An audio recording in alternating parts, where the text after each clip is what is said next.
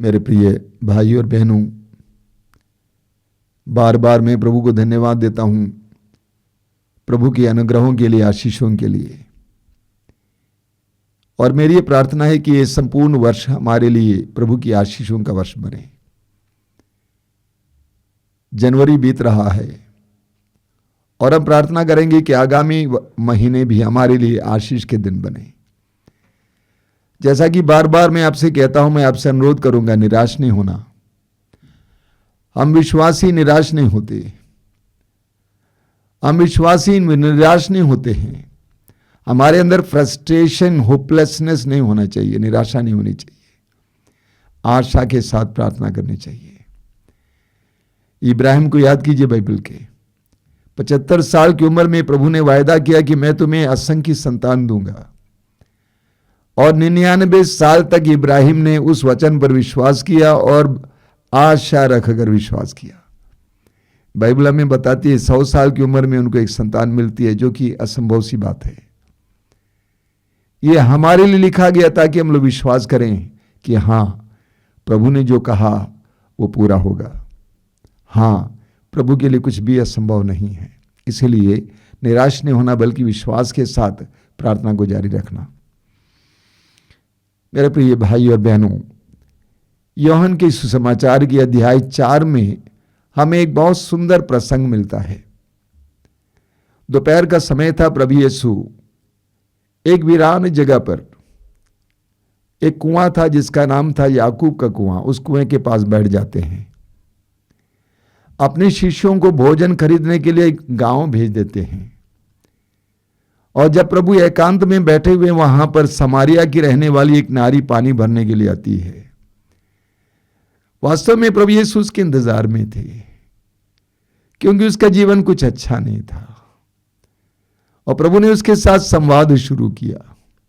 धीरे धीरे उसने यीशु को पहचान लिया। और तब तक शिष्य आ जाते हैं, कहते हैं, प्रभु गुरुवर भोजन खाइए। प्रभु ने कहा, मेरे पास ऐसा भोजन है जिसके विषय में तुम नहीं जानते। तो वे आपस में चर्चा करने लगे, इनको भोजन किसने दिया? तो प्रभु ने उनसे कहा, यूहन्ना अध्याय 4 वाक्य 34 में लिखा हुआ है, जिसने मुझे भेजा है उसकी इच्छा पर चलना और उसका कार्य पूरा करना, यही मेरा भोजन है। बहुत जबरदस्त वचन है। प्रभु कहते हैं, जिसने मुझे भेजा है उसकी इच्छा पर चलना और जो कार्य उसने मुझे दिया उसको पूरा करना, ये मेरा भोजन है।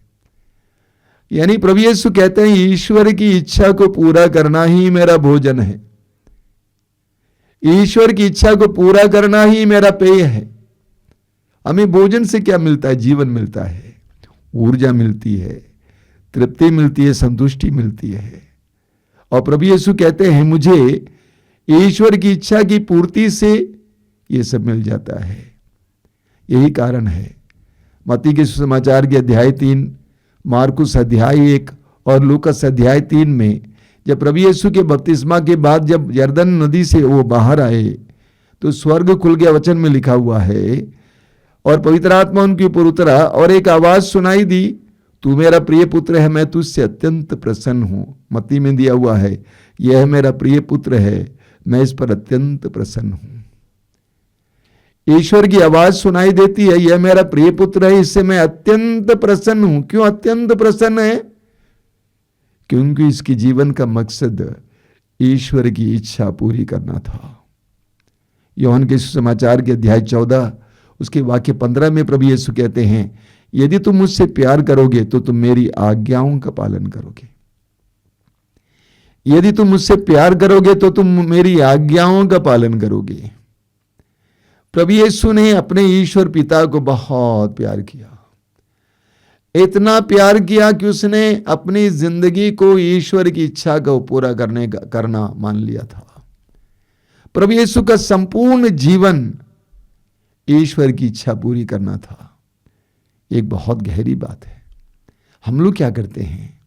अपने मन के अनुसार, अपने विचारों के अनुसार जीवन जीते हैं ना। लोग जैसे चाहते हैं वैसे जीवन जीते हैं ना। समाज जैसे कहता वैसे जीवन जीते हैं ना। लेकिन प्रभु यीशु के जीवन को देखिए, विशेष करके वे 3 वर्ष प्रभु यीशु का संपूर्ण जीवन ईश्वर की इच्छा पूरी करना था। संपूर्ण जीवन पूरा। अपने सार्वजनिक जीवन शुरू करने से पहले 40 दिन और 40 रात उपवास और प्रार्थना में बिताते हैं। 40 दिन और 40 रात उपवास और प्रार्थना में एकांत में बिताते हैं, निर्जन प्रदेश में, ईश्वर से, अब्बा पिता से ये पता लगाने के लिए कि आखिर उनसे क्या चाहता है। बोल अब्बा, तू क्या चाहता है, मैं क्या करूं, मैं कैसी भाषा बोलूं, क्या बोलूं, किनके साथ रहूं, किनको अपना शिष्य बनाऊं। निरंतर ईश्वर की इच्छा पूरी करने के लिए इच्छा, ईश्वर की इच्छा जानने की इच्छा। हम पढ़ेंगे इस समाचारों में कि प्रभु यीशु बड़े सवेरे जागकर प्रार्थना के लिए जाया करते थे, एकांत में जाकर प्रार्थना करते थे। क्या कर रहे थे? अपने पिता की इच्छा पूरी करने के लिए पिता की इच्छा जान रहे थे। बोल पिता, बोल अब्बा, मैं क्या करूं। प्रभु यीशु जवान थे हैं। 30 साल के बाद उन्होंने सार्वजनिक जीवन शुरू किया। 33 साल की उम्र में मर गए। जवान थे, लेकिन उस उम्र में प्रभु बराबर अपने पिता की इच्छा को जानने का प्रयास किया करते थे। लूकास के समाचार के अध्याय 22 को उठाइए, उसके वाक्य 42 में हम क्या पढ़ते हैं? प्रभु यीशु गेत्सेमनी बाग में है। अपने मृत्यु से पहले, उससे पिछली रात प्रभु यीशु गेत्सेमनी बाग में है। वहां प्रभु यीशु अब्बा को पुकार पुकार कर प्रार्थना करते। हम पढ़ते हैं इब्रानी अध्याय 5 वाक्य 7 में, वो पुकार पुकार कर और आंसू बहा बहा कर प्रार्थना कर रहे थे। उसके सामने उसके आने वाली मौत दिखाई दे रही थी, लोगों का तिरस्कार दिखाई दे रहा था, अन्याय दिखाई दे रहा था, दोषारोपण दिखाई दे रहा था, कोड़ों की मार दिखाई दे रहा था, क्रूस दिखाई दे रहा था, क्रूस की यात्रा दिखाई दे रही थी, क्रूस पर मृत्यु दिखाई दे रही थी। एक चलचित्र की तरह गेत्सेमनी बाग में प्रभु यीशु के सामने यह सब कुछ आ रहा था। और प्रभु ने पुकार पुकार कर कहा, अब्बा, अब्बा पिता, हो सके तो इस कटोरे को मुझसे हटाइए, हो सके तो इस कटोरे को मुझसे हटाइए। हमारे जीवन में भी कई ऐसे मौके आते हैं ना, ऐसे क्षण आते हैं जब हम भी पुकार पुकार कर प्रार्थना करते हैं, प्रभु, ओ मेरे प्रभु, इस कटोरे को हटाइए, इस दुख को हटाइए, इस गरीबी को हटाइए, इस रोग को हटाइए, इस विपत्ति को हटाइए, इस संकट को हटाइए। हम भी पुकारते हैं प्रभु की तरह। लेकिन एक बात को जानना चाहिए, प्रभु की प्रार्थना वहां समाप्त नहीं हुई। प्रभु ने कैसे प्रार्थना को अंत किया? परंतु मेरी इच्छा नहीं पिता, तेरी इच्छा पूरी हो। परंतु मेरी इच्छा नहीं पिता, तेरी इच्छा पूरी हो। एक सच्चे विश्वासी की सच्ची प्रार्थना यह है, ये अब्बा, मेरी इच्छा नहीं, तेरी इच्छा पूरी हो। आसान नहीं है, कठिन है। जब हमारे सामने मौत है, जब हमारे सामने सजा है, जब हमारे सामने तिरस्कार है, उस समय ये कहना कि ये पिता, मेरी इच्छा नहीं बल्कि तेरी इच्छा पूरी हो, बहुत कठिन है, बहुत कठिन है। हम इब्रानियों के पत्र के अध्याय 5 उसके वाक्य 8 में पढ़ते हैं, पुत्र होने पर भी यीशु ने दुख सहकर आज्ञा पालन सीखा। पुत्र होने पर भी यीशु ने दुख सहकर आज्ञा पालन सीखा। ईश्वर की आज्ञा का पालन करना आसान नहीं है, बहुत कठिन है। उसके लिए इब्राहिम को अपने एकमात्र पुत्र को, जिसको वो प्यार करता था, एकमात्र पुत्र 100 साल की उम्र में जो पुत्र ईश्वर ने उसे दिया था, इसहाक, उसकी बलि चाहने के लिए भी तैयार होना पड़ा। ईश्वर की इच्छा को पूरी करना आसान नहीं, वो बहुत कठिन है। उसके लिए मां मरियम को, अपने एकलौते पुत्र को, एकमात्र पुत्र को अपनी आंखों के सामने तड़प तड़प कर मरने देना पड़ा। ईश्वर की इच्छा को पूरी करना आसान नहीं, उसके लिए प्रभु यीशु को अपनी जान गंवाना पड़ा, अपने आप को समर्पित करना पड़ा। इब्रानियों के पत्र के अध्याय 10 में पौलुस हमें बताते हैं, इब्रानी अध्याय 10, संत पौलुस हमें बताते हैं, प्रभु यीशु जब इस संसार में आए तो उन्होंने कहा, वचन में लिखा हुआ है, तू ना तो होम से प्रसन्न हुआ और ना प्रायश्चित के बलिदान से, इसलिए मैंने कहा, हे ईश्वर, मैं तेरी इच्छा पूरी करने आया हूं। प्रभु यीशु के बारे में बताया गया है इब्रानी अध्याय 10 वाक्य 6 और 7 में कि प्रभु ने अपने जीवन में यह करके दिखाया कि तू ना तो होम से प्रसन्न हुआ और ना प्रायश्चित के बलिदान से, इसलिए मैंने कहा, हे ईश्वर, मैं तेरी इच्छा पूरी करने आया हूं। फिलिपियों के पत्र के अध्याय 2 उसके वाक्य 8 में लिखा हुआ है कि प्रभु यीशु मृत्यु तक, हां, क्रूस की मृत्यु तक आज्ञाकारी रहे। फिलिपी अध्याय 2 वाक्य 8, वह मृत्यु तक, हां, क्रूस की लज्जाजनक मृत्यु तक आज्ञाकारी रहे। प्रभु यीशु ने उसको स्वीकार किया।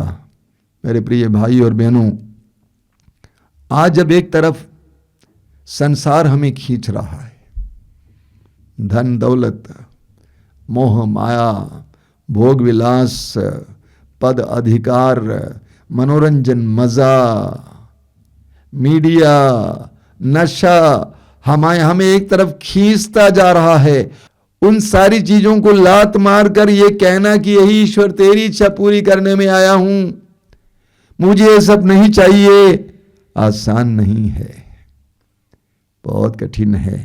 लेकिन संत पौलुस कहते हैं हमें ये करना है। एफेसियों के नाम संत पौलुस के पत्र के अध्याय 5 उसके वाक्य 17 में पौलुस कहते हैं, आप लोग नासमझ ना बने, आप लोग नासमझ ना बने, बल्कि प्रभु की इच्छा क्या है ये पहचाने। संसार हमें लोभित करता है, संसार हमें मोहित करता है, संसार की चीजें, संसार की बातें, संसार का दर्शन हमें विह्वल करता है, हमें भ्रमित करता है। पौलुस कहते हैं लेकिन आप लोग नासमझ ना बने, बल्कि प्रभु की इच्छा क्या है ये पहचाने। उसी अध्याय में अध्याय 5 एफेसी अध्याय 5 वाक्य 10 में पौलुस कहते हैं, आप ये पता लगाते रहे कि प्रभु को कौन सी बातें प्रिय हैं। एक विश्वासी ये पता लगाता रहेगा कि प्रभु को कौन सी बातें प्रिय हैं।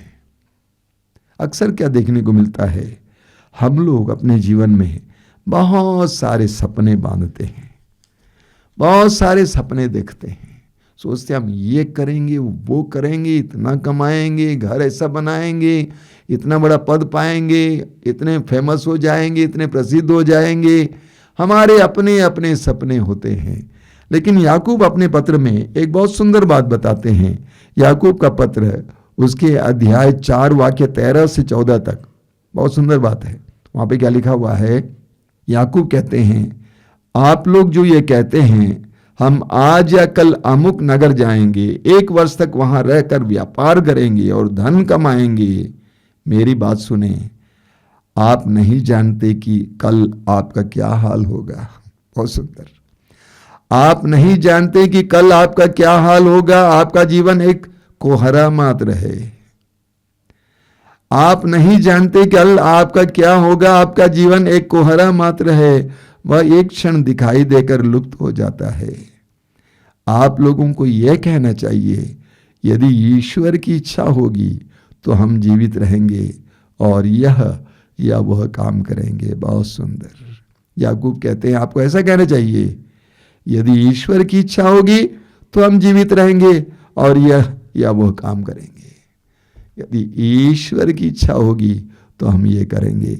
ये हमारा मनोभाव होना चाहिए। यिर्मयाह नबी के ग्रंथ के अध्याय 29 वाक्य 11 में हम पढ़ते हैं, प्रभु कहते हैं तुम्हारे लिए निर्धारित योजनाएं मैं जानता हूं। तुम्हारे लिए निर्धारित योजनाएं मैं जानता हूं, तुम्हारे हित की योजनाएं तुम्हारे लिए अहित की योजनाएं नहीं, बल्कि तुम्हारे लिए आशामय भविष्य की योजनाएं। वो जानता है और कोई नहीं जानता है, वही एकमात्र है जो जानता है। हम अक्सर प्रभु की इस प्रार्थना में कहते हैं, हमारे पिता की प्रार्थना में कहते हैं, हे पिता तेरा नाम पवित्र माना जाए, तेरा राज्य आवे, तेरी इच्छा जैसे स्वर्ग में वैसे इस पृथ्वी पर भी पूरी हो। पृथ्वी का मतलब क्या है? जमीन पर, हम में। यानी हम प्रार्थना करते हैं कि हे पिता तेरी इच्छा मुझ में हम में पूरी हो, योर विल बी डन, तेरी इच्छा मुझ में और मेरे परिवार में, इस समुदाय में, समाज में, सारे संसार में पूरी हो। ईमानदारी से सोचिए, क्या यह प्रार्थना अर्थपूर्ण है? हमारे प्रतिदिन के जीवन में हम किसकी इच्छा पूर्ण करते हैं? क्या सचमुच हम कहते हैं यीशु की तरह, पिता तेरी इच्छा पूरी हो? लूकस के सुसमाचार के अध्याय 1 में हम पढ़ते हैं, जब स्वर्गदूत गब्रियल मां मरियम के पास आए और कहा कि आप गर्भवती होंगी, पुत्र प्रसव करेंगी। उस संवाद के अंत में हम पढ़ते हैं, मरियम ने कहा, मैं प्रभु की दासी हूं, आपका कथन मुझ में पूरा हो जाए। मैं प्रभु की दासी हूं, आपका कथन मुझ में पूरा हो जाए। मरियम जानती थी, एक जवान लड़की थी, वो जानती थी अगर मैं गर्भवती हो जाऊंगी तो मेरे साथ क्या होगा? समाज मुझ पर दोष लगाएगा, हो सकता है कि मुझे मौत का सामना करना पड़े, मेरा होने वाला पति यूसुफ मुझे त्याग देगा।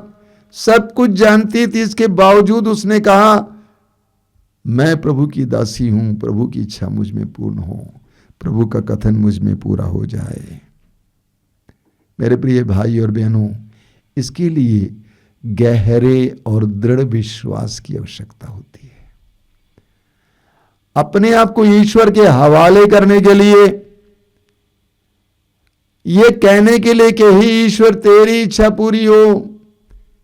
मेरे जीवन में जो विपत्तियां आती हैं, जो संकट आ जाते हैं, पीड़ाएं आ जाती हैं, रोग आ जाते हैं, उन सारी बातों को स्वीकार करते हुए कहने के लिए कि तेरी इच्छा पूरी हो, उसके लिए गहरे विश्वास, दृढ़ विश्वास की जरूरत है। हम उसके लिए प्रार्थना करेंगे आज कि हे प्रभु हमें ऐसा दृढ़ विश्वास दीजिए। जिस तरह तूने ईश्वर की इच्छा पूर्ण करते हुए अपने आप को अर्पित किया, उसी तरह ईश्वर के हाथों में अपने आप को समर्पित करके कहने के लिए तेरी इच्छा मुझ में पूरी हो, हमें कृपा दीजिए। आंखें बंद कीजिए। दयालु पिता, हम सबके पिता, अब्बा पिता, धन्यवाद देते हैं, धन्यवाद देते हैं। तेरे पुत्र यीशु के द्वारा तूने हमें सिखाया है कि हमें कैसे अपने जीवन में तेरी इच्छा को पूर्ण करनी है। तेरे पुत्र यीशु ने तेरी इच्छा पूर्ण करते हुए अपने आप को तेरे लिए अर्पित किया, संसार के लिए अर्पित किया है पिता। उसी तरह हमारे जीवन के हर एक क्षण में, हर एक पल में, हर एक परिस्थिति में यह कहने के लिए कि पिता तेरी इच्छा पूर्ण हो, मेरी इच्छा नहीं बल्कि तेरी इच्छा पूरी हो, हमारी इच्छा नहीं तेरी इच्छा पूरी है, कहने के लिए हमें दृढ़ विश्वास दीजिए, विश्वास की गहराई दीजिए पिता। यीशु की तरह बनने के लिए हमें कृपा दीजिए। यीशु ने कहा, जिसने मुझे भेजा है उसकी इच्छा पर चलना और उसका कार्य पूरा करना, यही मेरा भोजन है। हमें भी तेरी इच्छा को अपना भोजन बनाने की कृपा दीजिए। आमीन।